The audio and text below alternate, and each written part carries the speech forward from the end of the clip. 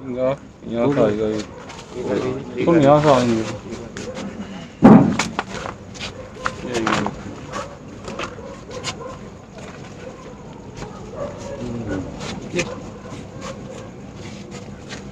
आज कई दिन में यहाँ पर आए, बीच में कर्नाटक, उड़ीसा, मध्य प्रदेश, राजस्थान, आज गाजीपुर बॉर्डर पे आए हरियाणा की मीटिंग करके।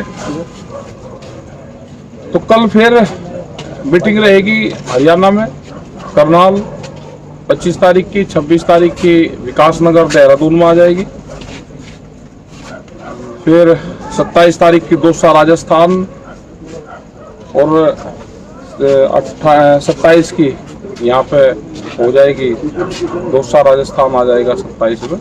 ये कई प्रोग्राम है। 28 को यहीं रहेंगे गाजीपुर में, 28 और 29 को। तो पूरे देश भर में प्रोग्राम चल रहे, जहां जहां मध्य प्रदेश में मीटिंग दे रहे। तो कोविड के नाम पे रोकने का एक बड़ा षड्यंत्र सरकार का चल गया है। अब जैसे महाराष्ट्र में मीटिंग दी तो कोविड लगा दिए, वहां पर लॉकडाउन लगा दिए। तो एक बड़ा षड्यंत्र ये किसानों के साथ में चलेगा। तो इसको देखना है कि जहां जहां पे भी मीटिंग लगाएंगे, खास करके मध्य प्रदेश में या दूसरे स्टेट में जहां पे भी लगाएंगे तो वहां पर रोकेंगे। कर्नाटक में गए तो वहां पे कह दिया जी, भड़काऊ भाषण दिया वहां पे, मतलब अगर ट्रैक्टर पे बम्पर की बात कर दी तो भड़काऊ भाषण की बात करी। ठीक है साहब, आज आप जो है लगभग 8 दिन का दौरा करके उड़ीसा, राजस्थान और तमाम जगह कार्यक्रम करने के बाद यहाँ पहुंचे हैं। आज करीब 4 दिन बाद कर्नाटक के शिवमोगा में एक मुकदमा दर्ज किया गया है और मुकदमे में ये कहा कि आपने ये कहा कि बेंगलोर को दिल्ली बनाना होगा और ट्रैक्टरों से बेंगलोर घेर लो। तो क्या सरकार जो है अभिव्यक्ति की आजादी को दबाना चाहती है? हाँ, यही काम चल रहे सरकारों के। भाई काम नहीं करेंगे तो दिल्ली तो घेरना पड़ेगा, हर राजधानी को दिल्ली बनाना पड़ेगा, वहां का किसान निकलेगा। हमने यही तो कहा कि प्रधानमंत्री ने ये कहा कि अपनी फसल मंडी के बाहर बेचो और ऊंचे दाम पर बेचो, और एमएसपी थी है और रहेगी तो अपना अनाज लेकर किसान निकलेगा। मंडी में तो एमएसपी पर रेट नहीं है, तो जहां पे भी मिलेगा वो हो सके कि पुलिस के थाने में बिक जाए, हो सके कि वो डीएम के ऑफिस में मिले रेट, तो वहां खड़ा करेंगे। सरकार का रेट है, अपना फसल लेकर जाएगा किसान। हो सके कि वो अगर कर्नाटक के लोग होंगे तो बेंगलुरु की राजधानी लेके जाए, विधानसभा लेके जाए, तो जाना तो पड़ेगा, किसानों को निकलना पड़ेगा। किसान को कोविड के नाम पर रोकने की सरकार कोशिश करेगी। तो किसानों से ये है कि कोविड तो एक बहाना है, रोकना किसान है उनको। ठीक है, नहीं, सवाल इस बात का है कि जिस तरह से घोषित इमरजेंसी देश में है और आप जो है सरकार के निशाने पर हो और आपके निशाने पर सरकार का हो या आपकी मांग का हो, एक ही बात है। लेकिन एक छोटी सी लाइन बोल देने से मुकदमा हो जाता है। लेकिन देखने में ये आया कि कर्नाटक में प्रोफेसर नजुंडा स्वामी के बाद टिकैत साहब ने जब एक आंदोलन शुरू किया, जो वर्ल्ड लेवल का आंदोलन था, पहली मीटिंग 1996 में जो है बेंगलोर में उसकी हुई थी, अंतर्राष्ट्रीय संगठन की वहां शुरुआत हुई थी। तो इस तरह की रैलियां उस जमाने में हुआ करती थी।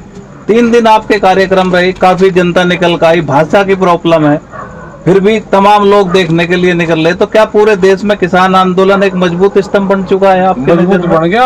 अब भाषा का विवाद नहीं रहा, भाव से आंदोलन चलेंगे। भाव क्या है? किसान का भाव ये है कि आंदोलन छिड़ गया और वो 1 मिनट में समझाता है। अभी फिर जा रही 31 तारीख का फिर कर्नाटक का ही है, बेलगांव में, वहाँ रहेंगे प्रोग्राम। हुगली, बेलगांव इस साइड में रहेंगे और बड़े दिक्कत में है वहाँ का किसान भी, पूरे साउथ का किसान दिक्कत में है।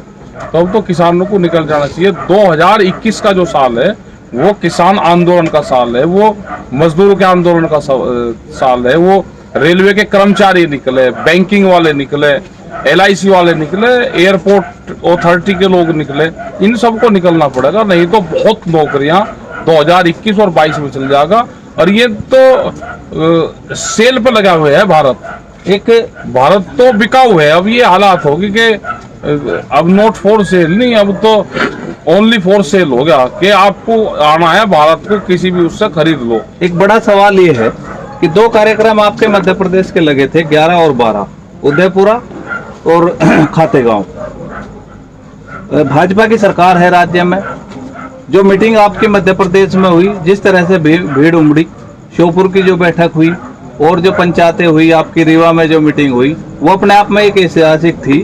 तो सरकार ने जो है वहाँ पे धारा 144 लागू कर दी और कोविड प्रोटोकॉल की बात कहते हुए वहाँ पे कर्फ्यू लगाने की बात है। ऐसा ही महाराष्ट्र में किया गया और ऐसे ही हालात करीब करीब गुजरात में बनाए जा रहे। तो ये सरकार जो है कोविड, बंगाल में इतनी बड़ी बड़ी रैलियां प्रधानमंत्री जी की हो रही, वहाँ पे कोविड पे कोई सवाल नहीं है। तो इस बारे में आप क्या कहना चाहते हैं? नहीं, तो किसान जहाँ पे मीटिंग करेगा कोविड का नाम लेके उनको बैन करेंगे ये, और ये तो आर पार होनी है। इससे तो कोविड लगेगा तो पूरे देश में ये कोविड के नाम पे कर्फ्यू लगाओगे।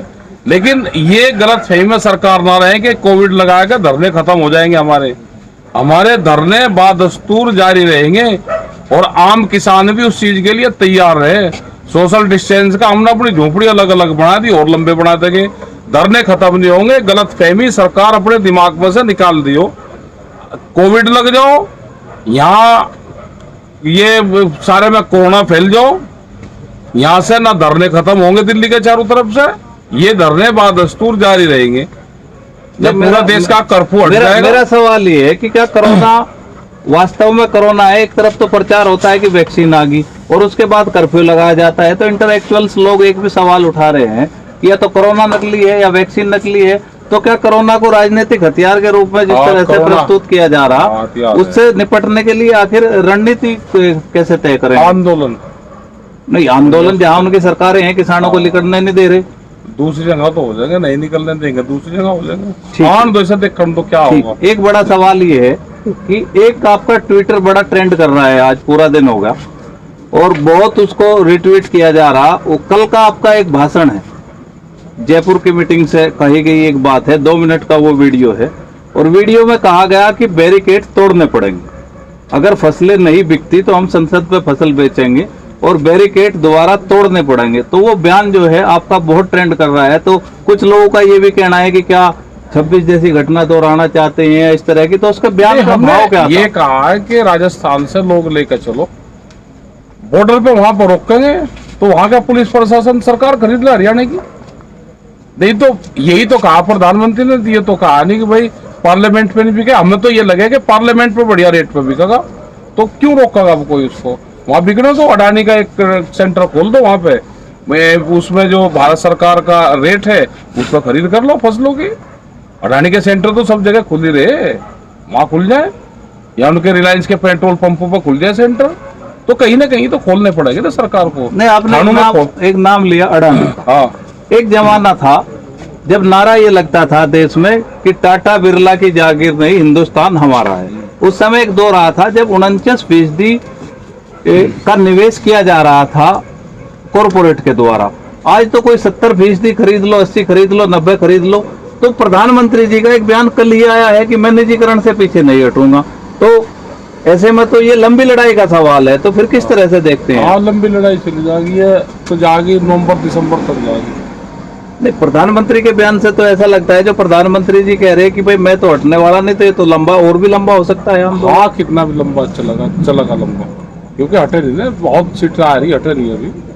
अच्छा, मुकदमे के बारे में क्या कहेंगे आप? मुकदमे तो लगेंगे, मुकदमे आंदोलन होगा तो मुकदमे तो लगेंगे। मुकदमे तो और किस पर लगा? मुकदमे होते रहेंगे। मुकदमे जिस आंदोलन में कई मुकदमे आपके ऊपर हो चुके हैं, तो ये चलते रहेंगे। एक सवाल, लास्ट का सवाल ये है कि 26 तारीख में चक्का जाम है और बहुत सारी चीजें हैं। तो चक्का जाम की तैयारी पूरे देश में संयुक्त किसान मोर्चा कर रहा है, तो उसके लिए भी कुछ कहना चाहिए? उसमें व्यापारियों से भी बात करो, ट्रांसपोर्टर से भी उसमें बात हुई है। और उस दिन न चला हुए निजी वाहन है हुए हैं, उन्हें भी ये है कि भाई घर से ना निकले, एक दिन का लिया सहयोग करे। नहीं तो सरकार किस दिन कर दे तो 3-3 महीने लोग को इन्हें पूरे कर्फ्यू लगा के रखे। तो एक दिन के जो किसान आंदोलन है, मजदूरों का आंदोलन है, जो गरीबों का आंदोलन है, इसमें सब लोगों को इसमें सहयोग करना चाहिए। नहीं तो आएंगे वे जाम में फंसे रहेंगे, घर से निकलेंगे, तो उस दिन को अवॉइड करना चाहिए सबको। और दुकानदारों से भी है कि वो भी अपना संस्थान बंद रखे। नहीं तो एक शहर में 2 मॉल खुलेंगे और पूरा का पूरा शहर बर्बाद होगा। तो ये लड़ाई उनकी भी है, दुकानदारों की भी, सबको इसमें मदद करनी चाहिए। नहीं, बिल्कुल ठीक बात है। जैसे आपने अभी एक और नया सवाल उठा दिया कि मॉल आएंगे बर्बाद होंगे। पहले अपनी किराना की दुकान होती थी, उसके बाद मॉल आया तो अपनी दुकान खत्म होगी, और मॉल के बाद आया अमेजन और फ्लिपकार्ट। आज जो है ई कॉमर्स कंपनियां अपनी दुकान बना दी एडवर्टाइज के माध्यम से। तो इसका जो प्रभाव है वो रोजगार पे बहुत पड़ रहा है। तो इसके बारे में भी आप अवेयर कर रहे हैं? सबको कर रहे हैं कि इस तरह के भी आएंगे जो एक दुकानदार था वो 100 लोगों को उधार सामान देता था, अब वो सिस्टम पूरा खत्म होगा। और जो ये कंपनियां ई मार्केट के माध्यम से भेजती है तो उसमें सामान भी आधा नकली भी सामान है, उसकी वो नहीं देख सकते कि क्वालिटी इसकी क्या है। तो इन सब चीज़ों से बचना चाहिए और इस आंदोलन का हिस्सा सबको बढ़ना चाहिए। तो जिस तरह से आपका ये इतना लंबा सफ़र उड़ीसा, कर्नाटका, और कर्नाटका के बाद फिर इधर राजस्थान, राजस्थान के बाद हरियाणा, हरियाणा के बाद उत्तराखंड, तो तमाम देश के आप विभिन्न हिस्सों में मीटिंगें कर चुके हैं। तो देश का आंदोलन एक आज मजबूत स्थिति में है, लेकिन काम के समय को देखते हुए एक प्रचार 2 दिन से एक पार्टी द्वारा शुरू किया गया है कि बॉर्डर खाली हो रहे हैं, लोग आ नहीं रहे हैं। तो ये किस तरह की आपकी रणनीति है, किस तरह से ड्यूटी लगाई गई है, किस तरह से आंदोलन जारी रहेगा? अंतिम ये तो आंदोलन जारी रहेगा, इसमें इसका कोई फर्क नहीं पड़ा। फसल कटाई का लोग फसल कटाई करते रहेंगे और यहाँ पाते रहेंगे। ये अपनी जो राजस्थान वाली बेल्ट है पहले कटिंग आ जाएगी, ये लोग आते रहेंगे, फिर आगे को बढ़ता रहेगा। इससे कोई फर्क नहीं पड़ने का, लोग आते रहेंगे जाते रहेंगे। यहाँ आपने एक पंचायत में एक बयान दिया था कि दलितों का सम्मान करना चाहिए, सफाई कर्मी नहीं होंगे तो देश गंदा हो जाएगा, आप अपने घर में भी नहीं रह सकते। तो उसका एक इम्पैक्ट आया कि हरियाणा में दलित पंचायत हुई, किसानों के समर्थन में दलित पंचायत हुई, आपका भी समय मांगा गया लेकिन आपके पास समय नहीं था।